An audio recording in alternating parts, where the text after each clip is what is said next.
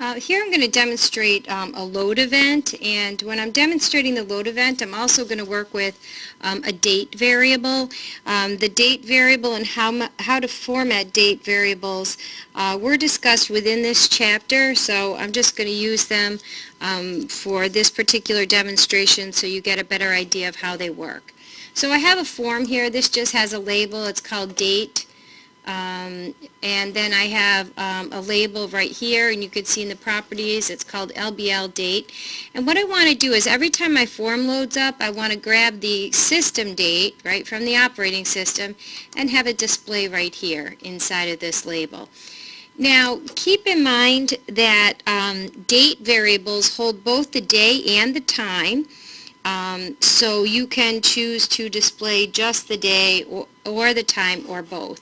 So to create a load event, and this is something that's going to happen every time the program executes, just click someplace on the form and you'll see here an event is created called form1_load. Any code you put in here will be executed when the form gets loaded or when you run your program. So here I just declared a variable DAT current. It's going to be a date variable, and I use the reserve word now.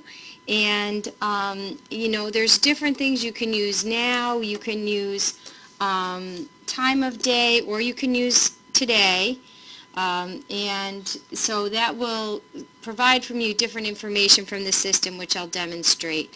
And then I'm going to store that information in the label LBL date in its text property, and I'm going to format it. A lowercase d is a short date, which just shows the month, day, and year. So let me just show you what happens. I can run this and I'll see that short date format, 9/17/2014. I can change this to a long date format, and now when I run this, right, that happens automatically. And there's all different formats, and they're explained. You can use time if you just want to pull off the time, and you'll see here that's a short time format. You can use a long time format, right, which gives you more information. You can get the full date,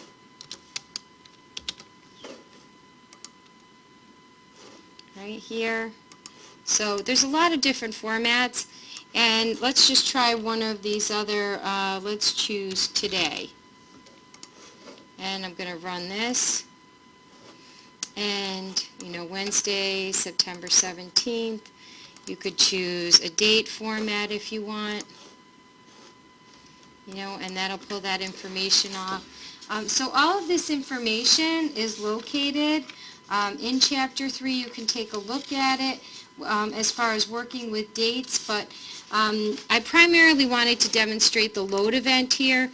I just decided to use a date variable as what would display. So anytime you want a load event, you double click on the empty part of the form and you can put any code you want. Here, I'll just show you one more example. Right, if I run this program now, oops, missing part of my statement. There we go. And when the form loaded, it says the message box displays, and then we go back to my form. So that's the form load event.